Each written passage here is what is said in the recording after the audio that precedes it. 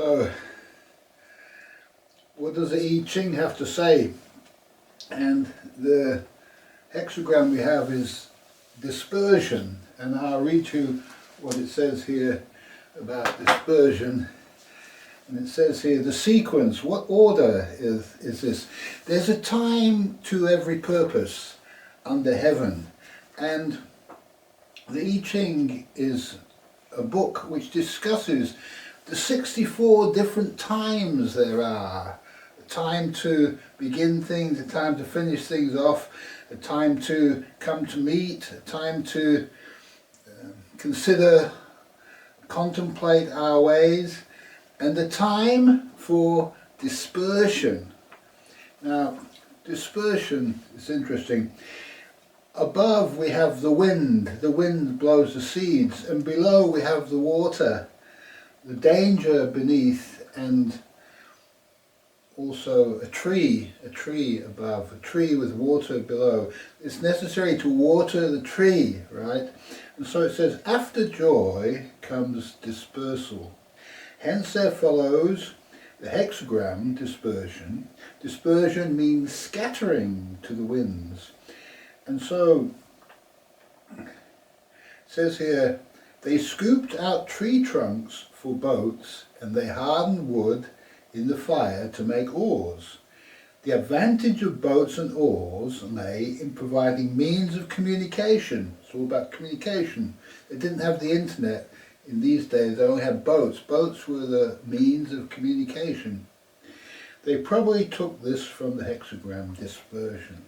So this dispersion hexagram is all about building boats, but it's also about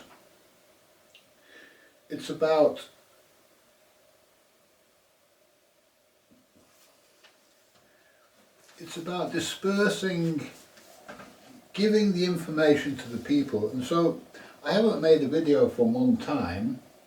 I've been preparing for working on my boat.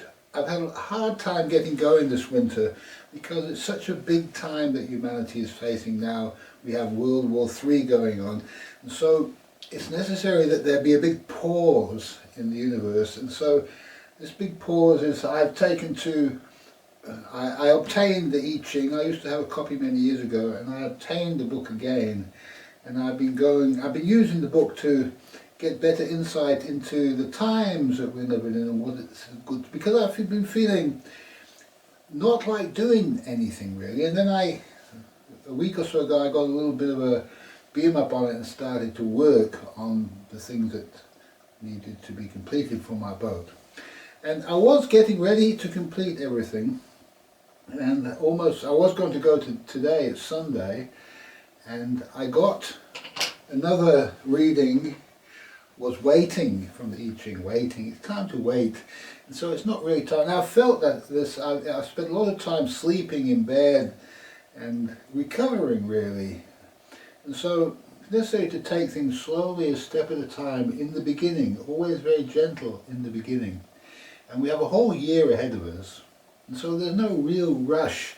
And if I rush down to the boat there, it's going to be really cold. There's a cold snap coming through. It's going to be cold sleeping in the boat. It's necessary to do what needs to be done now, and to be ready when we get to the boat. It needs to be just the right kind of weather and conditions.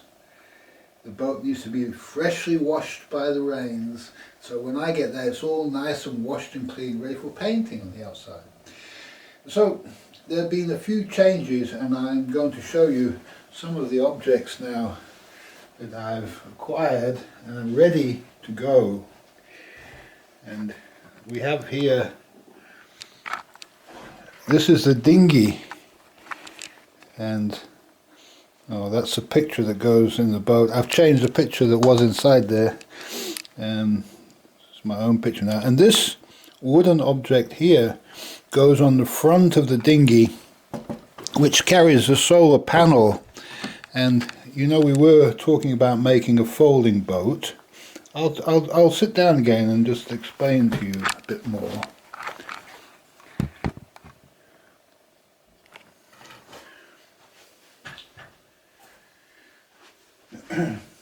Now, I've I've told you before that we don't know what anything is for, and so I'll get the folding boat. I'll show you the folding boat.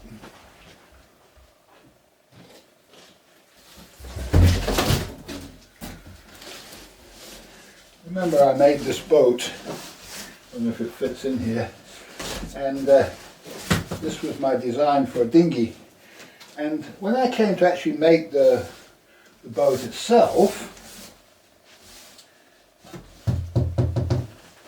first of all, I found it very difficult to get plywood and also very expensive. And with the research I did, I was figuring it was going to be maybe too heavy also, the boat, when it was finished. And I got back to my original idea was to have a inflatable dinghy. That was my first plan. But the interesting thing is the plans for the dinghy and the folding boat design called for a solar panel on the front that doubles as that goes on the back of the boat also. And so I've made this object, which is very light, and it's good enough to take the solar panel, and it just simply fits into the front of the dinghy. I'll put some pictures up to show you where, when I was making it, I took some photos of the dinghy, and you'll see it fits very nicely into the seat, and it will also eventually fit on the back of the solar panel on the boat, so it adds another solar panel on the back of the boat. So all of this is a product of my research into, this was going to go here, into the folding boat design. And the folding boat was going to have to go in the cabin, and maybe not so easy to get it out in a hurry. And what I'm going to do, the dinghy will go on the deck of the boat, inflatable, and so there should be a, if you have to abandon ship or something in a hurry, it's on deck already. As the ship's going down, you can untie it and hopefully try to get it pumped up and floating before the ship falls down. Now, I have this object which I got on eBay for, I think it was £10, quite a nice thing for £10, and it's got, in the one side, it's got the tiniest little anchor you ever saw, and okay, so this also can double as a grappling line. So if you're near to something, you want to grab hold of something, you can throw this as a grappling line and attach yourself in an emergency to, say, a buoy that's floating past at a rate of knots or something like that, or a jetty or something. So it's a throwing thing, and it's also got a nice ability as a bottom sounder. If you want to know how deep it is and want to get an idea whether it's rocks, you'll feel it, king, king, king. You know, you'll feel that it's rocks or it's sand or mud or whatever. It's a useful object for that. And so that just fits into the side pocket here. This whole arrangement is everything that's in the dinghy is here. There's some water there, or some tea, and inside we have this object. So we can take a complete dunking, and the battery and everything, all the electrics is all well protected. So that goes in there, and the only thing you have coming out of here is a couple of wires that go to the outboard motor. And it also has a useful bag in the top, which you can then use to put your iPad and mobile phone and other sensitive electronic wires and so on that you don't want to get wet in your dinghy. So all of that is now ready to go to the boat, and we have the outboard motor and everything. The whole dinghy is now finished. Part of the job I have to do when I go down to the boat is work out how I'm going to fit the bigger electric trolling motor to the main boat. So I'm going to be taking everything down with me so I can work that out. I have also been working on, I'll show you, I'm hoping to finish this week. I've been working on this is the steering arrangement, and this attaches to that board there, and you can get the idea of how it's going to fit together and work. So I'm hoping to finish this before I go, and this goes on the end of it. Okay, so there's that, and once that's done, here's our little plans for that we've been working on. Once that's done, that's everything really that we've been working on. And oh, you'll see the sunken lounge.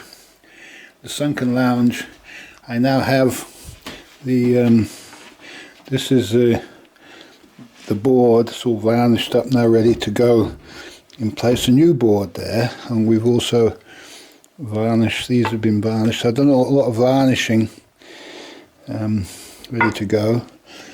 It's much easier to do that here really. And so the sunken lounge is in place. The interesting thing is all of this, this unit here is, you'll see it here, this is what used to be the sunken lounge. I got a lot of wood out of the old table that was being used to support the bed, which is now replaced by that sunken lounge board there. And so by replacing that table and recycling the table, I got all of the wood I needed to do the other parts of the job. So my lady Elizabeth is hoping to be able to come over in the summertime, so I'm hoping to have the boat finished perhaps by June, July, and be completely ready then to launch and be able to go on little ticky tours around North Wales. Hopefully take my lady, and it'd be a suitable and nice enough place for a lady to visit. It's only a small boat, and so everything has to be organized and very ship shape. And I have found working with this dinghy that I got, it was I could have got, for the same price I paid, I could have bought the cheapest new one you could buy, but I was a bit reluctant to do this, and I found one that was new, that somebody had had on board a yacht and hadn't used, and had stored it, and it was half the price of a new of it when it was new. And so it was a Plastimo, the make, and I thought, well, it's probably going to be a better quality than your lowest common denominator boat that you can buy, you know, on eBay. They're bound to cut corners somewhere on these things. And so, and it was nice to get a new dinghy, and I've had the dinghy out here blown up, and it's really a nice object. And I felt that if you're using nice objects, you're touching and working with them, it's much better. You feel better about yourself, about life and everything. And so it's very important to get the boat up to the point where everything is in that nice condition, where you go on and use everything and you enjoy using everything on board. And it's a slow process. You can't rush these things. People do rush these things, and I feel that it's more important to get it right, take the time, get it right, and then everything's in order in the end.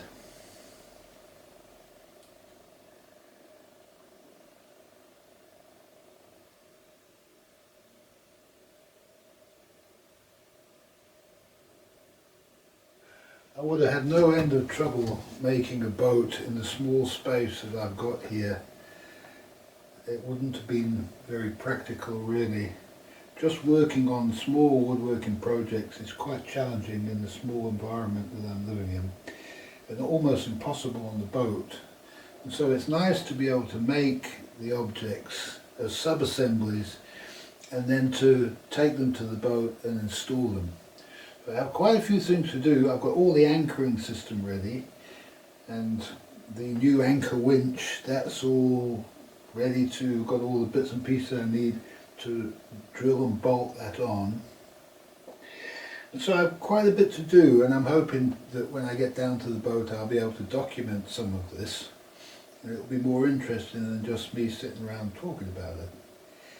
Yet I feel it's also important to share, disperse what I've found, and not to be frightened that things can change, because what happens is there's a stage of called overdevelopment. In the I Ching we talk about overdevelopment, that when you get to complete development and then you go past that into overdevelopment, and that is what the folded boat became. And also with the sail, I'm not going to have a sail, yet it did give me an opportunity to explore the ins and outs of a lot of aspects in terms of the self-steering of the boat and that. And I feel that there's a certain level of complexity, over-complexity involved, yet I will be doing what I can short of that, and that might be another project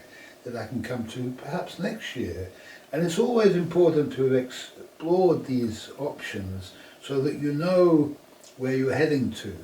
And I could have just not put the steering in, and it was intended, if I ran out of time, to not finish the steering and just put it on the back burner, because that's a whole system that's an extra. I cannot really finish the inside of the boat until I put that steering binnacle in. And so I'm wanting to do that. I'm obviously going to finish that this time, if I can get back to it. I had a fight with a jigsaw and trying to saw a straight line. I was okay sawing wood, but when it came to plywood is really, really hard to saw a straight line with a jigsaw. And it's fortunate I have a little plane, but that again, I don't have a good workshop, so trying to plane a piece of plywood is a pretty noisy, hard, difficult thing to do, although it can be done with a little plane in the house here. So I've been taking a little break. Yesterday I made a lot of noise in the house, and I'm hoping today to take a little break, and we still have time, and not to go at something strongly feeling like you have to finish it, because if you do that you tend to mess up. And if you get a little bit of distance between yourself and the work, when you come back to it, you can, you feel that you can put that special attention and care in and take the time. You don't feel like you're running out of time. You've already run out of time, so to speak. And so you're not stuck in time. And there's one wonderful thing about the I Ching, which it says is that the superior man carries things out without trying. He's always waiting, setting things in motion just at the right time, so that there's a minimum amount of effort required to obtain the result. Now you'll see that I could have got a beam of bonnet and started to acquire a whole lot of wood and the special materials I needed to do this folded boat thing, and I'd be here probably till next year making a folded boat. And as it is, just in the right time I found this wonderful inflatable dinghy, which is going to serve me well, and without the effort, only just to be on eBay at the right moment in time to place the bid. And when I placed the bid on this boat, I said, what number should I put in? And I put the first digit, the second digit and the third digit in, one digit at a time. I thought, what should it be? I didn't try to work it out. And the previous day I missed out on a cheaper one that would have been not so nice. It wouldn't have been new, and although it would have been half price, I would have saved £150 probably. Yet this one worked out much better, and on the first one I bid on, it just tipped over the scales. When it closed, somebody just bid past me, so they got it for what I bid, what my final price was. And in the second case, when I got this dinghy, I got it. I was the last final bidder, and it just went. It just went within £4. You know, it would have been the other high bidder would have been within £4 of my bid, my final bid. So that's how close it was at the end. But that's how nature. That's nature's sign to show you you're the one who's meant to have it. I didn't try as hard as I could to get it at any price. There was a certain price I thought, this is the right price for this boat, this is what it needs to be, and it wasn't me that these numbers came from. I put down the final numbers, one number at a time, without thinking what the total was. Just said, what is the number that's going to get me this boat? And if it didn't get me the boat, it was because there was some problem. I wasn't meant to get this boat.